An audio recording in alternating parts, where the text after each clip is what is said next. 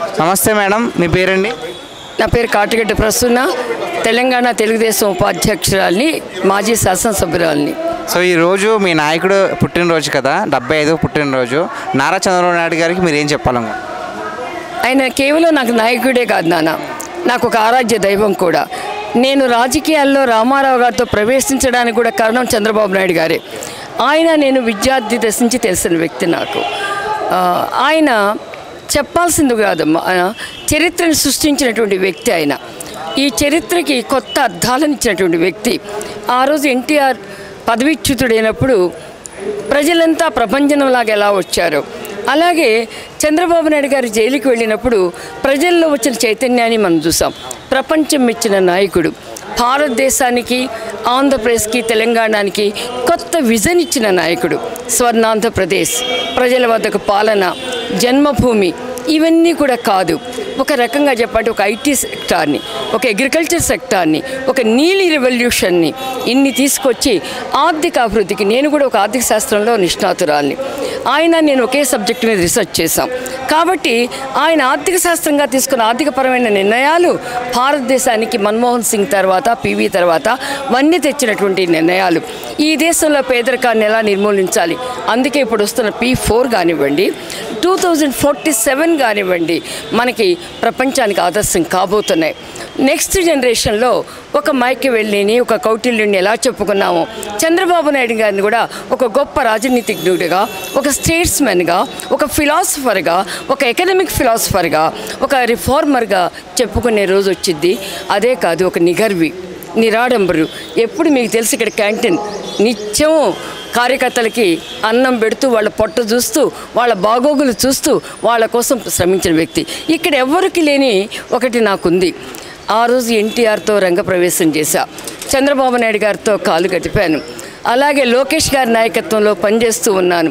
కాబట్టి అందరికన్నా కూడా అదే కాదు, చంద్రబాబు నాయుడు గారు పెట్టిన రాజకీయ పాఠశాలలో మొదటి ఉపన్యాసకురాలు కూడా నేనే.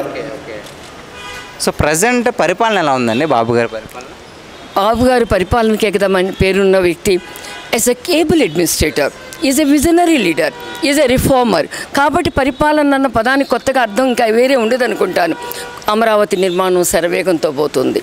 పోలవరం నిర్మాణం కూడా ముందుకు అడుగులు వేస్తూ పరవళ్ళు దొక్కుతూ వస్తున్నాయి. నదుల అనుసంధానం దగ్గర నుంచి కూడా కుప్పకూలిన ఆర్థిక వ్యవస్థని, ఒక శవాల దిబ్బగా మారినటువంటి వాతావరణాన్ని మరలా ముందుకు తీసుకురావడంలో ఎన్నో కష్టాలు, ఎన్నో నష్టాలు, ఎన్నో ముళ్ళు అన్నిటినీ అధిగమిస్తూ పోతున్నారు. అధిగమిస్తూ అలుపెరగని పోరాటం చేస్తూ మధ్యలో ప్రకృతి వైపరీత్యాలు వీటన్నిటినీ కూడా ఎదురీదుతూ ముందుకు వెళ్తున్నటువంటి మహోన్నతమైన దేశాలి ఆయన చంద్రబాబు నాయుడు గారు. మేడం, చాలామందికి మధ్యతరగతి వ్యక్తులకి, వ్యాపారం చేసుకునే వాళ్ళకి మధ్యాహ్నం కేవలం 5 రూపాయలకే భోజనం పెట్టి అన్న క్యాంటీన్ ద్వారా అందిస్తున్నారు కదా, దానికి మీరేమంటారు? అన్నా క్యాంటీన్ అంటే ఇప్పుడు చెప్పాక కార్యకర్తలకి ఇక్కడ కనీసం 43 ఏళ్ల నుంచి నేను చూస్తున్న భోజనం పెట్టడం. ఆయన ఎక్కడుంటే అక్కడ భోజనం పెడుతూనే ఉంటారు. నిజంగా చెప్పాలంటే ఒక్క పిడికెడు అన్నం కోసం కూడా తప్పిస్తున్న వ్యవస్థను మనం చూస్తున్నాం. ధనవంతుడు మరింత ధనవంతుడు అవుతున్నాడు, పేదవాడు మరింత పేదవాడు అవుతున్నాడు. ఈ మధ్యలో అన్నం అలమటిస్తున్న వాళ్ళకి అన్నా క్యాంటీన్ ద్వారా రూపకల్పన చేసిన పథకం ఆ రోజున ఎన్టీఆర్ది, ఇప్పుడు చంద్రబాబు నాయుడు గారిది. అది ఇంకా ముందుకు వెళ్ళాలనుకుంటున్నా, ఇంకా చాలదు. ఇంకా నేను ఇక్కడ ఒకటి విభేదిస్తాను కూడా, దారిద్ర్య రేఖకు దిగువనున్న ఈ ప్రజల కోసం ఇంకా కొన్ని స్టెప్స్ రావాలి, ఇంకా వేగవంతం కావాలి, ఇంకా నాయకులందరినీ కూడా వాటి మీదకి పురోగమనకి వెళ్ళేట్టుగా ఉండాలి తప్పితే ఇంకా వేరే విషయాలు కాదు. ఇంకా ఇంకా ఇంకా ముందుకెళ్ళాలి. ఆయన ఒక్కరు కాదు, మేమంతా. Thanks madam. అదేవిధంగా ఈ దేశానికి రాష్ట్రపతుల్ని మరి ఒక దళిత బిడ్డ నారాయణరావు గారిని, అదేవిధంగా ఒక మైనార్టీ బిడ్డ మరి అబ్దుల్ కలాం గారిని నియమించిన ఘనత నారా చంద్రబాబు నాయుడు గారు. కాబట్టి వారు ఇలాంటి పుట్టినరోజులు అనేకం చేసుకొని మన పార్టీని ముందుకు సపోతారని తెలియజేస్తూ మరి వారికి ప్రత్యేక ధన్యవాదాలు. అదేవిధంగా మరి వారి జన్మదిన శుభాకాంక్షలు మీ అందరూ కూడా తెలియజేస్తున్నాను. జై చంద్రబాబు నాయుడు గారు నాయకత్వం, నారా చంద్రబాబు గారి నాయకత్వం, నారా చంద్రబాబు గారి నాయకత్వం.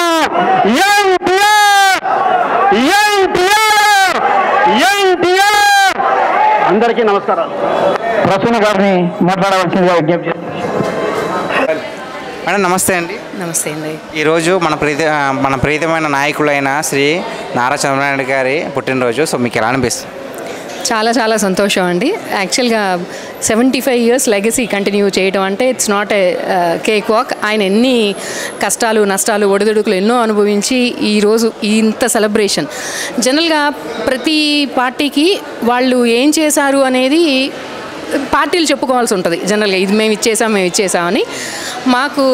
మా పార్టీ అదృష్టం ఏంటంటే మేము ఏం చేశాము, ఏం చేయగలము, మా నాయకుల సమర్థత ఏంటి అనేది ప్రపంచానికి ప్రజలే చెప్తూ ఉంటారు. సో లైక్ ఇంతకుముందు జరిగిన కాన్సర్ట్ కావచ్చు, లేదా ప్రతి డెవలప్మెంట్స్ తెలుగువాడు ఎంత ఖ్యాతి సాధించినా కూడా అది ఆ రోజు ఎన్టీఆర్ గారు దాన్ని దేశవ్యాప్తంగా తీస్తే ఈయన ప్రపంచ ఖ్యాతి సాధించారు.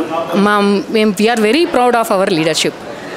మేడం, గత ప్రభుత్వ హయాంలో 5 ఏళ్ళు కూడా ప్రజలు చాలా విసిగిపోయారు.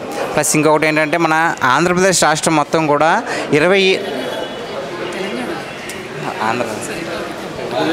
అలా కొంచెం ఓకే సార్. నమస్తే అండి సార్. ఈరోజు మన గౌరవ ముఖ్యమంత్రి వర్యులు 75వ జన్మదినం జరుపుకుంటున్నారు కదా. సో దానికి మీకు ఏమనిపిస్తుంది? ముందు చంద్రబాబు నాయుడు గారికి 75వ సంవత్సరం శుభాకాంక్షలు తెలియపరుచుస్తున్నాము. వారు ఎవర్గ్రీన్ హీరో. ఈ రోజుకి కూడా వారు ఎలా ఉన్నారంటే ఇంకా చాలా పథకాలన్నీ అమలు జరిపి బ్రహ్మాండంగా బయటికి వెళ్ళి అన్ని పనులు చూసుకుంటున్నారన్నమాట. ఇంకా నెక్స్ట్ కూడా మళ్ళీ వారే సీఎం అయ్యేటటువంటి అవకాశం కూడా ఉండేటటువంటి ఆరోగ్యం భగవంతుడు వారికి ప్రసాదిస్తారు. వారు చాలా బాగుంది.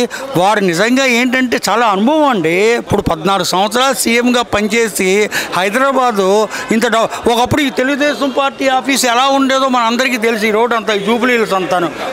అలాంటిది చంద్రబాబు నాయుడు గారు ఈ హైటెక్ సిటీ ఏంటి ఇదేమిటి ఎంతో అభివృద్ధి చేశారు. వారి మూలాన్ని ఎంతోమంది లాభపడ్డారు. కాబట్టి ఏంటంటే చంద్రబాబు నాయుడు గారికి ఆరోగ్యం ఇచ్చి ఇంకా ప్రజలకి ఎంతో మేలు కలిగించి ఎన్నో పథకాలు చేయాలనేటువంటి నా అభిప్రాయము. నేను ఇప్పుడు వాడిని కాదు, ఎన్టీ రామారావు గారు మొట్టమొదటి రోజు తెలుగుదేశం పార్టీ పెట్టినప్పుడు మొదటి రోజు నుంచి నేను ఉన్నటువంటి వ్యక్తిని అనమాట. రామారావు గారి దగ్గర నేను పనిచేశాను. చంద్రబాబు నాయుడు గారు కూడా నేనంటే పాపం ఎంతో మంచి ఇదనమాట. ఇప్పుడు పలకరిస్తూ ఉంటారు. నేను అయ్యన్న పాత్రుడి గారు మేమంతా మిత్రులము. ఎంతో మంచి ఇదిగా జరిగి ఇలాగే ఇంకా 100 సంవత్సరాలు చంద్రబాబు నాయుడు గారు పుట్టినరోజు చేసుకుని ప్రజలందరికీ చేరువలో ఉండి మంచి పథకాలన్నీ అమలుపరిచి చేయాలనేటువంటిది నా యొక్క ఆకాంక్ష. వారు చక్కగా ఇంచకలాగా పరిపాలించి భగవంతుడు వారికి ఆరోగ్యం ఇచ్చి నెక్స్ట్ కూడా ఉండాలి. లోకేష్ బాబు, పవన్ కళ్యాణ్ మొత్తం ఈ కూటమంతా ఇలాగే కొనసాగి ఉండాలనేటటువంటి అభిప్రాయంతో నేను వారికి జన్మదిన శుభాకాంక్షలు చెప్తున్నాను. మీ అందరికీ ధన్యవాదాలు. శుభం. Thanks sir. నమస్తే అండి. ఈరోజు మన ప్రీతమ నాయకుడు సో గౌరవ ముఖ్యమంత్రి వర్యులైన శ్రీ నారా చంద్రబాబు నాయుడు గారి పుట్టినరోజు కదా, మీకు ఆనందిస్తుంది?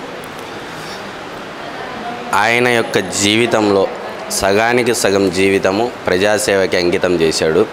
కాబట్టి నేను చెప్పేది ఏంటంటే ఇలాంటి నాయకుడు మరలా రాబోడు అనేది నేటి ప్రజలు ఇచ్చినటువంటి 2024 ఎలక్షన్లు ఇచ్చినటువంటి తీర్పు దీనికి సంకేతం.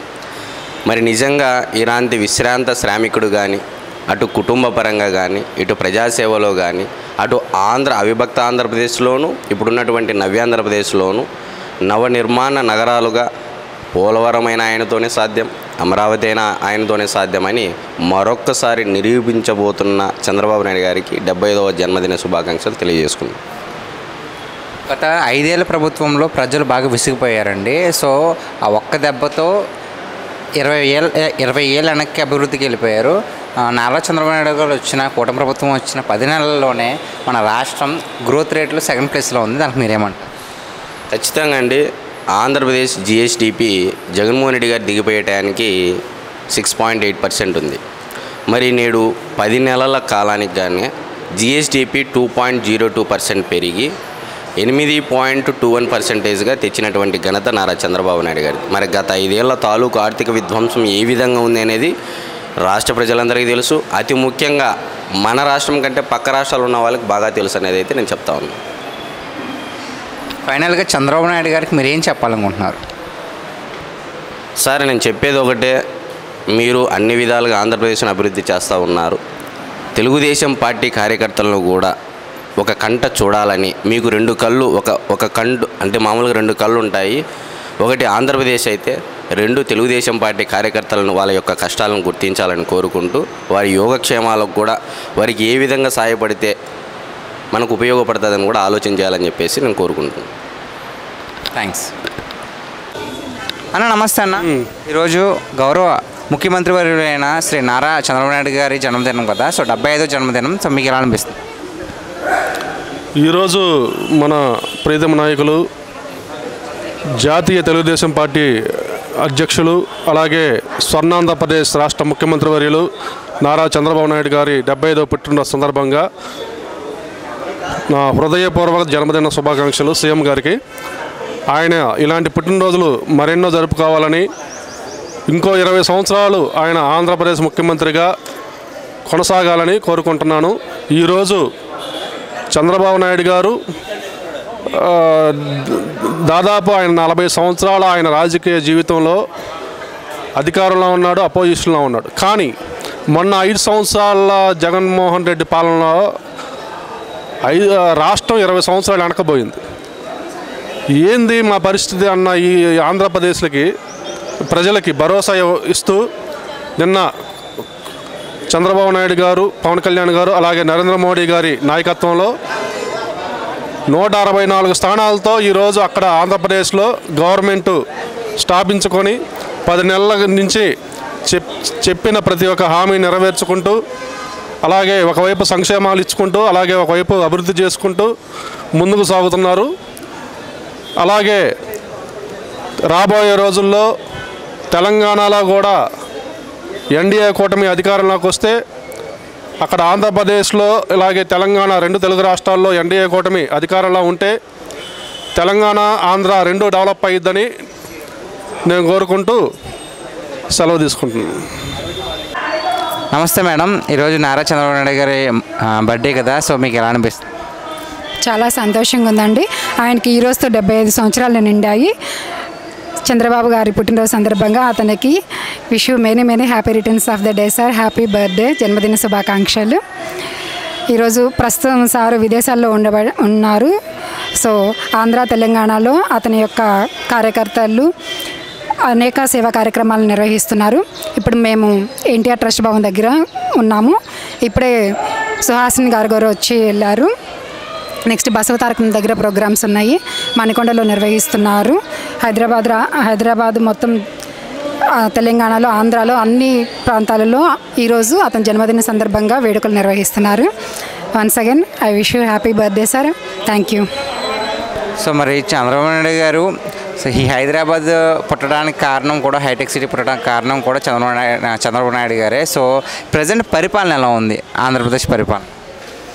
ఆంధ్రప్రదేశ్ పరిపాలన అద్భుతంగా ఉంటుంది. ఆంధ్ర అంటేనే చంద్రబాబు అంటేనే ఆంధ్ర. అక్కడి నుంచే వచ్చారు కాబట్టి ఆంధ్రాని తప్పకుండా హైదరాబాద్తో సమానంగా అమరావతిని నడిపిస్తారు. Thank you. సో ఆయన 45 ఏళ్ళ రాజకీయ పోరాటంలో 20 ఏళ్ళు ముఖ్యమంత్రిగా ఉన్న ఏకైక ఇండియా మొత్తం మీద ఏకైక వ్యక్తి ఈయనే. సో దానికి మీరేమంటారు? చాలా గర్వకారణమే కదా మన తెలుగు ప్రజలందరికీ. ఎన్టీఆర్ తర్వాత చంద్రబాబు. Thanks madam.